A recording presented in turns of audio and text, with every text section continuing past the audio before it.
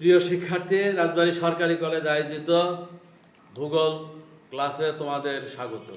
আমি কৃষি নিয়ে গত ক্লাসে আলোচনা করেছি। আজকে কৃষির এই আলোচনার ক্ষেত্রে আমাদের এই কৃষি চ্যাপ্টারে আমাদের আছে কি ধান, গম, চা, ইক্ষু। আমি আবার বলতেছি ধান, গম, চা এবং ইক্ষু, এই কয়েকটা আমাদের সিলেবাসে আছে। আজকে আমি তোমাদের কি করব, আজকে তোমাদের আমি ধান নিয়ে আলোচনা করব। ধানটা হচ্ছিল কি যে কৃষির একটা সেই পুরাতন পদ্ধতির একটা পুরাতন আমলের ধান। এই ধানটা দক্ষিণ পূর্ব এশিয়া বা দক্ষিণ পশ্চিম এশিয়া বা মৌসুমী অঞ্চলের লোকজন এরা হতেছিল কি ধানটা বেশি এখানেও চাষাবাদ হয় এবং উৎপাদন করে, এবং তাদের মূল খাদ্য এটা ধানটা হতেছিল কি যে এশিয়া মহাদেশের লোকজনের ইয়াতেই বেশি। সেক্ষেত্রে আমরা আজকে ধান নিয়ে তোমাদের সাথে আলোচনা করব। এবং ধানটাকে আমরা যদি শ্রেণীবিভাগ করি, আমরা ভূপ্রাকৃতিকভাবে যদি আমরা শ্রেণীবিভাগ করি, সেটা হলো উচ্চ ভূমির ধান, নিম্ন ভূমির ধান। উচ্চ ভূমির ধান মানে কি যে পাহাড়ি অঞ্চল বা উচ্চ ভূমিতে যে ধানগুলা হয় সেগুলো হলো উচ্চ ভূমির ধান। আর নিম্ন ভূমির ধান হচ্ছে হলো নদী অববাহিকা এবং নিচু এলাকা বা সাগর এলাকা বা তুমি ধরো যে পর্বতের পাদদেশ অঞ্চলে যে ধানগুলা হয় সেটাকে আমরা বলি হলো নিম্নভূমির ধান। উৎপাদন ভিত্তিক ধান জাপানিকা আর হলো ইন্ডিকা। জাপানিকা হতেছিল জাপান, চীন এই সব অঞ্চলে, তাইওয়ান, তারপর ভিয়েতনাম এই সব অঞ্চলে হতেছিল এই ধরনের ধান উৎপাদন হয়। এটা হলো জাপানিকা, এটাকে বলা হয়। আর ইন্ডিকার মধ্যে পড়ি হলো ভারত, চীন, বাংলাদেশ, ইন্দোনেশিয়া, মালয়েশিয়া এই সব অঞ্চল হতেছিল আমাদের এইখানে আমাদের ধান উৎপাদন হয়।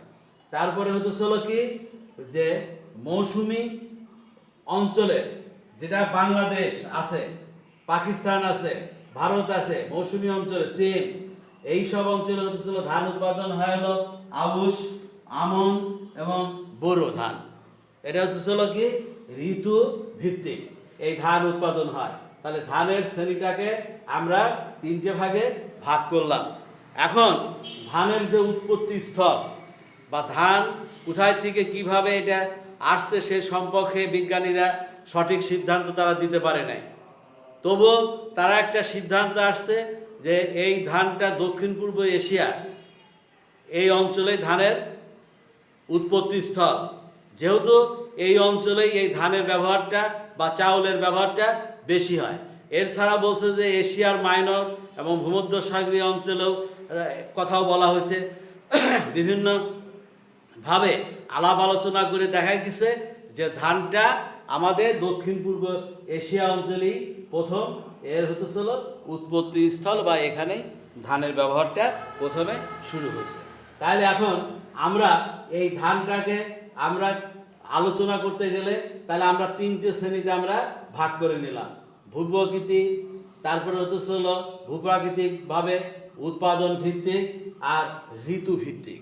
এর পাশাপাশি দেখা যাচ্ছে কি যে দক্ষিণ পূর্ব এশিয়া অঞ্চলের মানুষ তারা ভাত বা তারা চাউল এটা খেয়ে পরে তারা বেঁচে থাকে এবং এইটাই তারা সবচেয়ে বেশি ব্যবহার করে থাকে। এখন এই ধানের অনুকূল পরিবেশ, ধানটা আমাদের সৃষ্টির ক্ষেত্রে বা ধানটা বপনের ক্ষেত্রে বা ধান উৎপাদন করার ক্ষেত্রে সেটা হচ্ছিল আমাদের কি প্রয়োজন। 1 নম্বর হলো কি জলবায়ু, 2 নম্বর ভূপ্রকৃতি, 3 নম্বর মৃত্তিকা, 4 নম্বর নদ নদীর অবস্থান, আর্থসামাজিক অবস্থা, মূলধন, শ্রমিক, পরিবহন, বাজার, কৃষি উপকরণ, গবেষণা, সরকারি প্রচেষ্টা, শস্য সংরক্ষণ। আরও আছে অনেক, সেগুলো আমাদের অত দরকার নাই। আমাদের ধান উৎপাদনের মূলত আমাদের জলবায়ু, ভূপ্রকৃতি, মৃত্তিকা এবং নদ নদীর অবস্থান এটা আমাদের প্রয়োজন। তাহলে জলবায়ুটা আমাদের অনুকূল পরিবেশ থাকতে হবে এবং মৌসুমী জলবায়ু অঞ্চলেই দেখা যাচ্ছে যে ধান উৎপাদনটা সবচেয়ে বেশি হয়। তাহলে মৌসুমী অঞ্চলে যদি ধান উৎপাদনটা বেশি হয় তাহলে এখানে জলবায়ুটা অনুকূল পরিবেশে থাকতে হবে। আমাদের দেশে 18 থেকে 20-22 ডিগ্রি সেলসিয়াস তাপমাত্রা এখানে ধান বেশি হয় এবং পর্যাপ্ত বৃষ্টিপাতের দরকার প্রচুর, এবং সে বৃষ্টিটা যাতে ভূপৃষ্ঠের উপরে যাতে জমা না থাকতে পারে, একটু ঢালু এলাকা দিয়ে যাতে বৃষ্টির পানিটা নদী বা সাগরে সেটা চলে যেতে পারে, বা ভূপ্রকৃতিটা কি সমতল হইতে হবে, ভূপ্রকৃতিটা কি হতে হবে, ভূপ্রকৃতিটা সমতল হইতে হবে। এবং মৃত্তিকাটা দেখা যাচ্ছে কি যে এখানে উর্বর দোআঁশ মৃত্তিকা, যেহেতু বাংলাদেশ একটি বদ্বীপ আর বাংলাদেশ অববাহিকা অঞ্চল মৃত্তিকা দ্বারা সংগঠিত, এবং সেই উর্বর পলি মৃত্তিকা ধান উৎপাদনের হতেছিল সহায়ক, এবং এইটার দ্বারাই দেখা যাচ্ছে কি যে ধান উৎপাদনটা আমাদের বেশি হয়। তারপরে দেখা যাচ্ছে কি যে আমাদের আর্থসামাজিক অবস্থা এটাকে আমাদের পরিবর্তন করতে হবে, মূলধন থাকতে হবে, শ্রমিক থাকতে হবে, মূলধন এবং শ্রমিক, এই শ্রমিকটা হচ্ছিল কি যে প্রশিক্ষিত বা প্রশিক্ষণ প্রাপ্ত শ্রমিক হলে ভালো হয়, এবং মূলধন এটা হলো সরকারের প্রচেষ্টা যাতে কৃষকরা সঠিকভাবে সঠিক সময় তারা কি করে তারা সেই সঠিক মূলধনটা যাতে তারা পায়, পেলে দেখা যাবে কি যে তারা সেইগুলা কাজে লাগাইতে পারতেছে। তারপর হচ্ছিল শ্রমিক, পরিবহনটা আমাদের উন্নত হইতে হবে, রাস্তাঘাট ভালো থাকতে হবে যাতে পণ্য সামগ্রী এক জায়গা থেকে অন্য জায়গায় সেগুলো স্থানান্তর করা যায়, বাজার ব্যবস্থা, এবং সেই বাজার ব্যবস্থাটা আমাদের সঠিক থাকতে হবে, এবং বাজারে যেটা থাকতে হবে সেটা যাতে পণ্য সামগ্রী এক জায়গা থেকে অন্য জায়গায় এবং সুদূর মানে বিদেশ বা বিভিন্ন জায়গায়, বিভিন্ন জেলা, উপজেলায় থেকে জেলা, গ্রাম থেকে উপজেলা, উপজেলায় থেকে জেলা, জেলায় থেকে বিভাগীয় শহর, এবং বিভিন্ন জায়গায় যাতে সেটা হতেছিল কি যে সুন্দরভাবে যাতে সেখানে নিয়ে যাওয়া যায় এবং সেখানে সেগুলোকে ব্যবহার করা যায়, এবং কৃষি উপকরণ, এবং সে কৃষি উপকরণটা ভালো থাকতে হবে, কৃষি উপকরণ আচ্ছা সেখানে উন্নত প্রযুক্তি, উন্নত সার, তারপরে গবেষণাগার থাকতে হবে, শস্য সংরক্ষণের সঠিক জায়গা থাকতে হবে, তাহলে দেখা যাবে কি যে আমাদের দেশে ধান উৎপাদনের আমাদের আর অসুবিধা বা সমস্যা থাকবে না। এখন ধান দক্ষিণ পূর্ব এশিয়ার হলেও দেখা যাবে যে প্রত্যন্ত অঞ্চলে বা ধানটা কোথায় এবং কিভাবে সেটা আছে বা কিভাবে কোথায় ধান উৎপাদন হয় সেই জিনিসটাকে আমি তোমাদের মানচিত্র এঁকে সেই ইয়াগুলো আমি দেখাই দেব।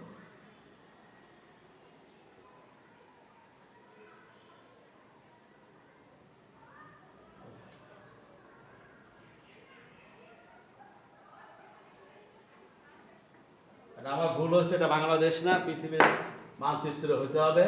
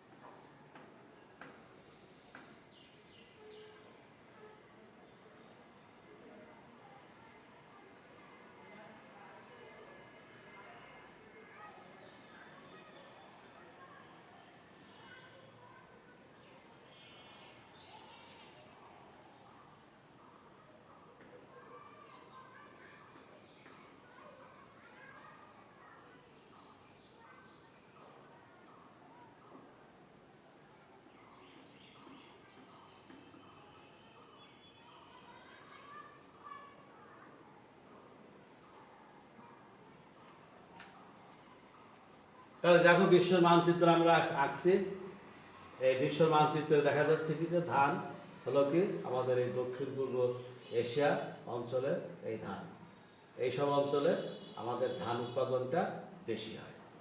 এইসব অঞ্চলে কি হয়, এইসব অঞ্চলে দেখা যাচ্ছে কি আমাদের ধান উৎপাদন এইসব অঞ্চলে, যেমন দেখা যাচ্ছে কি ভারত, বাংলাদেশ, চীন, তারপর জাপান, ইন্দোনেশিয়া, মালয়েশিয়া, তারপরে এই ইয়াতে অস্ট্রেলিয়ারও কিছু অঞ্চলে, তারপরে মাদাগাস্কার, এইসব দ্বীপ টিপে এইসব, তারপরে মধ্যপ্রাচ্যের কিছু অঞ্চলের কথা বলা হতেছে, আবার ভূমধ্য সাগরীয় অঞ্চলের কথা এইসব জায়গায় বলা হচ্ছে যে এইসব জায়গায় দেখা যাচ্ছে কি যে ধান উৎপাদন হয়। এবং ধানটা হচ্ছিল কি যে দক্ষিণ পূর্ব এশিয়ার এই ফসল, দক্ষিণ পূর্ব এশিয়ার এটা হচ্ছিল কি ফসল। এটা হলো কি মৌসুমী জলবায়ু, অর্থাৎ নাতিশীতোষ্ণ জলবায়ু। এখানে 17 থেকে 18 ডিগ্রি সেলসিয়াস তাপমাত্রা এবং পর্যাপ্ত বৃষ্টিপাত থাকতে হবে এবং ঋতুভিত্তিক সেই ঋতুভিত্তিক সেই অঞ্চলটা হতে হবে। দেখো এখানে এশিয়া, তারপরে হচ্ছিল মধ্যপ্রাচ্য, তারপরে আফ্রিকা, তারপরে দেখা যাচ্ছে কি ইউরোপ, তারপরে উত্তর আমেরিকা, তারপরে দক্ষিণ আমেরিকা, হ্যাঁ, আর এই ব্রিটেন, তারপরে এই যে জাপান, এই সব অঞ্চলে দেখা যাচ্ছে কি যে এই সব অঞ্চলে হচ্ছিল আমাদের ধান উৎপাদন হয়। এখন ধান উৎপাদন যে বিশ্বের ক্ষেত্রে যে ধান উৎপাদনটা আমরা জেনে রাখবো যে দক্ষিণ পূর্ব এশিয়া এই সব অঞ্চলে ধান উৎপাদনটা হয়। অস্ট্রেলিয়া, তারপরে হলো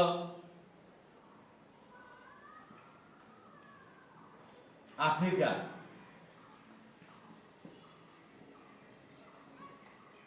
মধ্যপ্রাচ্য,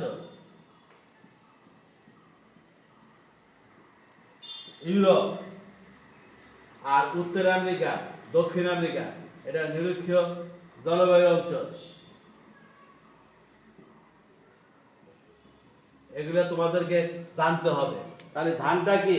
ধানটা আমাদের হতেছিল কি এই দক্ষিণ পূর্ব এশিয়া বা দক্ষিণ পশ্চিম এশিয়া অঞ্চলে।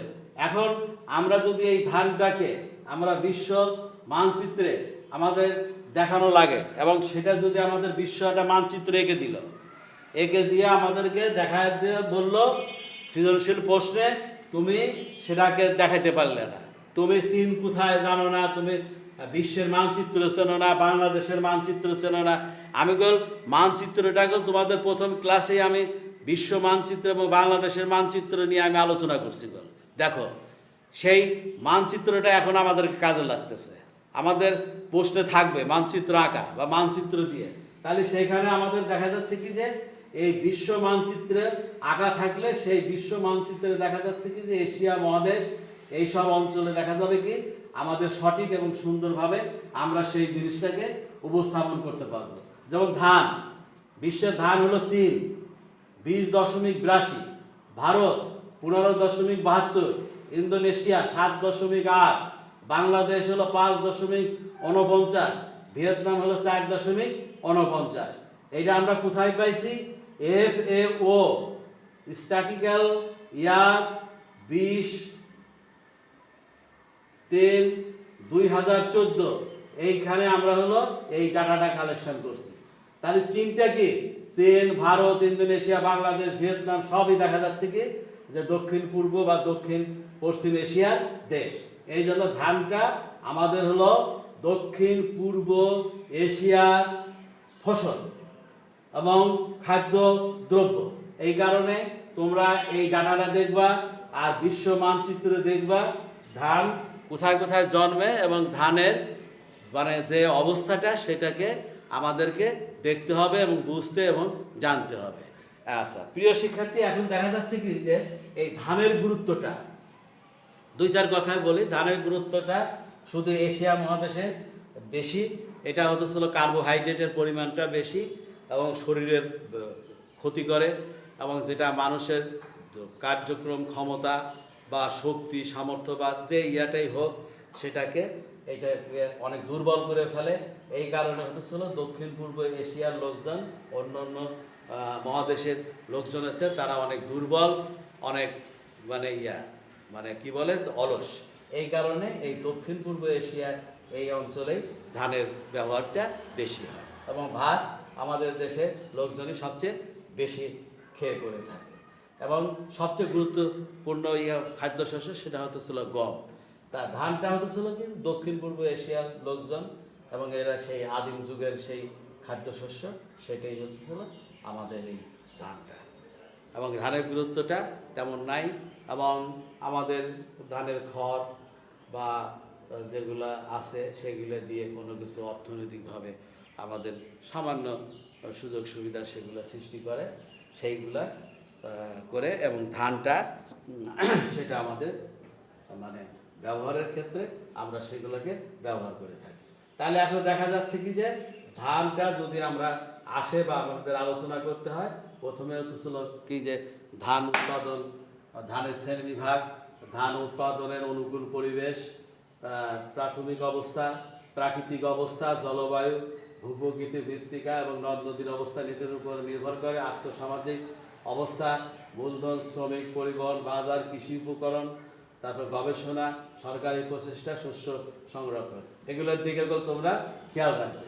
তারপরে পৃথিবীর ধানের প্রথম স্থান অধিকার করা সেটা হচ্ছিল চীন, তারপরে সেকেন্ড ভারত, 3 নাম্বার হচ্ছিল ইন্দোনেশিয়া, এই কোটি মেট্রিক টন হিসাবে, কোটি মেট্রিক টন হিসাবে এগুলা প্রতিটা ইয়ারে প্রতিটা সময়ে সেগুলা কি হয়, সেগুলা হচ্ছিল কি যে হিসাব নিকাশ করে সেগুলা আমাদের বই আকারে আসে, এবং সেটাকে আমরা সেটা বর্ণনা করি। তবে তোমরা নতুন বই কিনলে নতুন বইতে যেটা দেখবা সেটা হচ্ছিল সবচেয়ে বেশি মানে যে ইয়াটা বেশি থাকবে, সেই ইয়াটাকেই তোমরা ওই ডাটাটা অর্থাৎ কারেন্ট ডাটা, সেই কারেন্ট ডাটাটা ব্যবহার করে তোমরা সেটা ব্যবহার করবে, এবং বিশ্ব মানচিত্র এবং বাংলাদেশের মানচিত্র একে করে এখন আমাকে দেখাইতে হবে, এবং সেই জিনিসটা আমি আবার আগামী ক্লাসে তোমাদের দেখাবো। আর তোমরা মোটামুটি সুস্থ এবং সুন্দর এবং ভালো থাকো। আল্লাহ হাফেজ।